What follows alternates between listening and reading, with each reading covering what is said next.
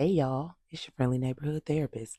And listen, I know that earlier this evening I posted a video, kind of a call and challenge to all the men that follow me and who might see the video to join me on Friday live on TikTok for a discussion, specifically for men, giving a space to men to open up, be vulnerable, all those things regarding intimate bonds, emotionally intimate bonds with and among men, right?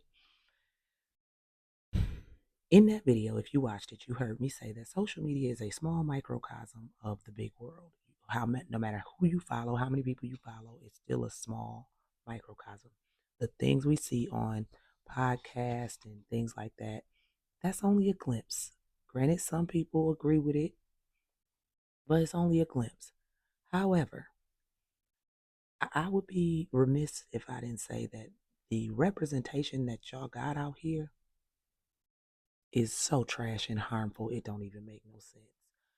Now, I don't follow the red pill stuff too much. That's, I don't like being rage baited. And half of the things they talk about is sheer rage bait.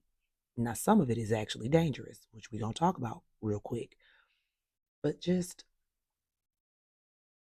like part of being supportive of one another, part of sisterhood and brotherhood is holding our own accountable, right? And I know that people get into all of these arguments about women don't hold women accountable, and women say men don't ever hold men accountable. And you know what? Don't nobody like accountability. I get it. But we're not going to sit up here and act like nobody holds other people accountable. Some of us do.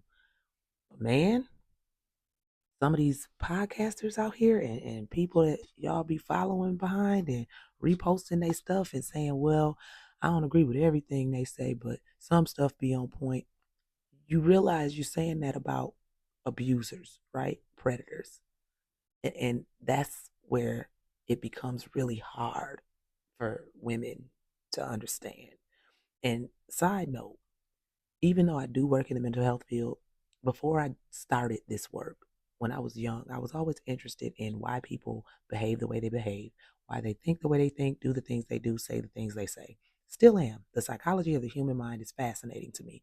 But some of this stuff, the only reason it exists in my mind is because people know controversy sells. They know divisiveness sells. They know that kind of negativity draws people in, which is why some of the most harmful negative influencers have millions of followers.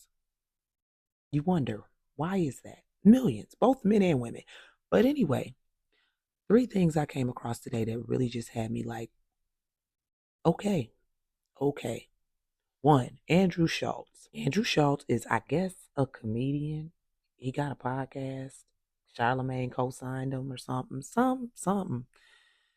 But anyway, he is the comedian that everyone thought Kendrick Lamar was referring to in the song Whacked Out Murals when he said, don't let no white comedian talk about no black woman, that's law. Because I guess he talks disparagingly about black women. I don't know because I don't watch the man.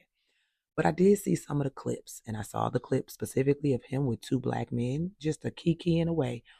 And I get it. To watch two black men sit and watch a white man disparage a black woman is hard. It is, because it's not comedy. Here's the thing.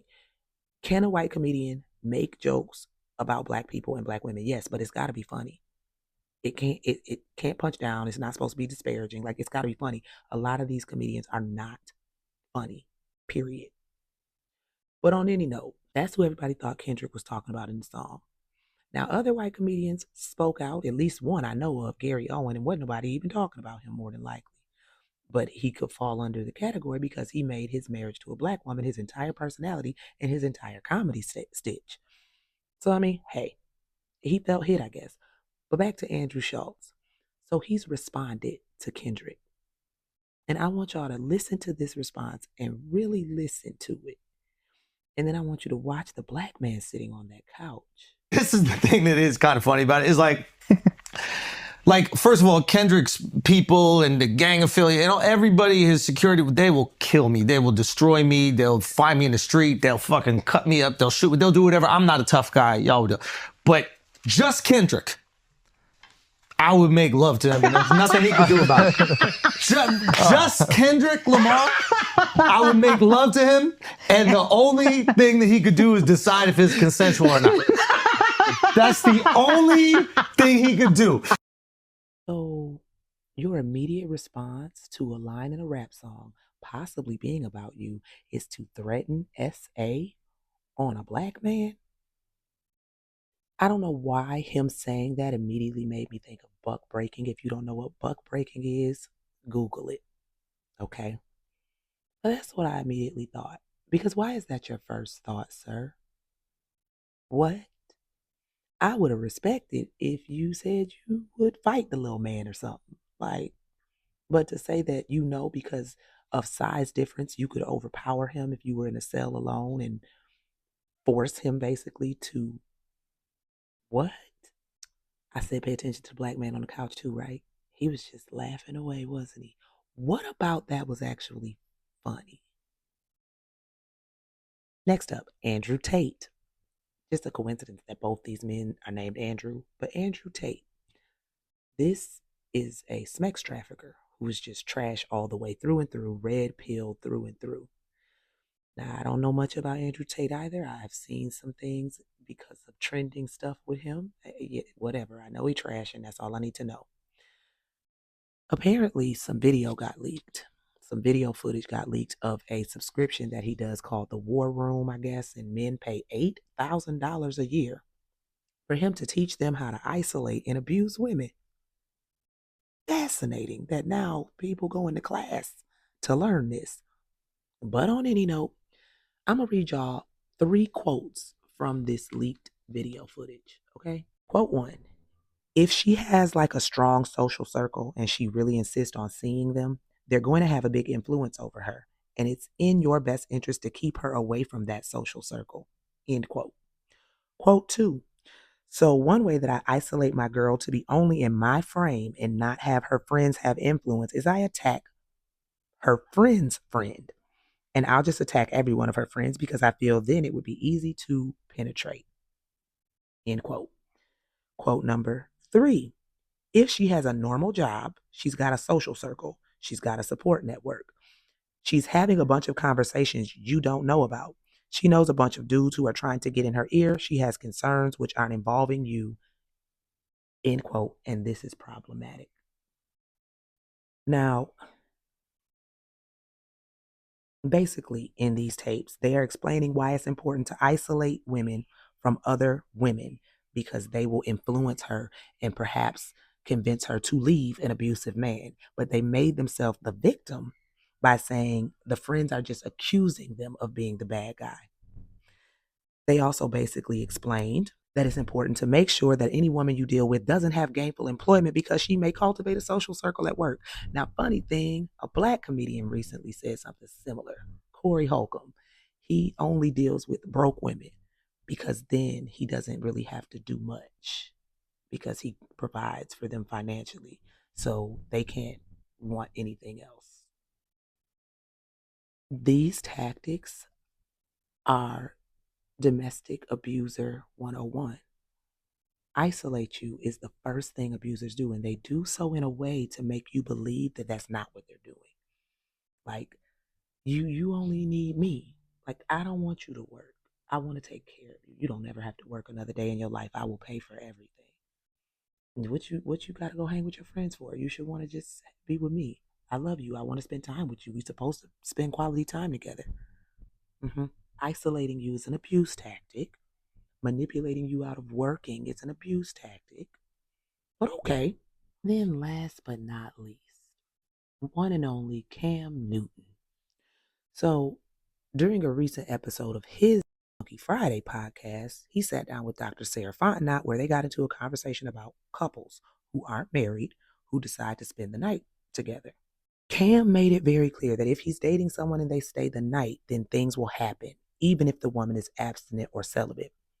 Quote from him, if you come to my house or we're in a position of intimacy and you've already laid the foundation, I'm not about to play with myself.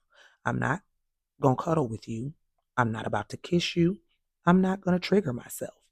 I'm not going to play that game. I do not kiss to cuddle. He goes on to say that being celibate and just cuddling is childish. Now, I would never say that they need to, like some people like they need to take these microphones away. Don't give everybody a microphone. Everybody don't need no podcast. I'm not gonna say that. Hell, I got a podcast. I mean, freedom to express no matter what it is, right? But it's funny that people say that, but they still have so many followers, right? So many people who watch them faithfully. I only ever hear of these things when it's stuff like this trending and controversial and it done came out. I don't actually follow these people at all. But on any note, I ain't gonna say take away their stuff. No, because let people continue to show you exactly who they are. I'm all for that. Let them show you. But I want men to chime in here because even some men that I know personally have said that they sometimes agree with certain things these men say, even though they know that, everything they say ain't right. Here's my issue with that. Is a broke clock right twice a day? Absolutely. Do those two right times matter much if you are dealing with someone whose wrong is so heinous? I don't think so. You talking about literal abusers. You're talking about Andrew Tate teaching men how to be abusive. You're talking about Andrew Schultz saying he would SA another man for something that he said on a rap song. Cam Newton basically saying, I can't control myself, but I'm in control. These are men who swear they in control but can't control themselves, huh? I don't understand it. These are other conversations. See, these are the difficult conversations that I want to have with men. And most men that I get into these conversations with will either say, no, that's just a small, small amount of men. I'm not too sure anymore. I'm not too sure. Especially given that, like I said, there are men who sometimes agree with some certain things these men say. There are always going to be men who agree with these type of men, but that says something to align yourself with these types of men. And fun fact, these are the type of men that would never want nor desire emotionally intimate bonds with other men in that way where it's healthy. I want to know what y'all think. I want men to chime in on these 3 examples from today. Just today, these things came across my timeline. Are we really, is this where we at? Wow. Y'all have a beautiful, wonderful rest of the evening, and I will holler at y'all later.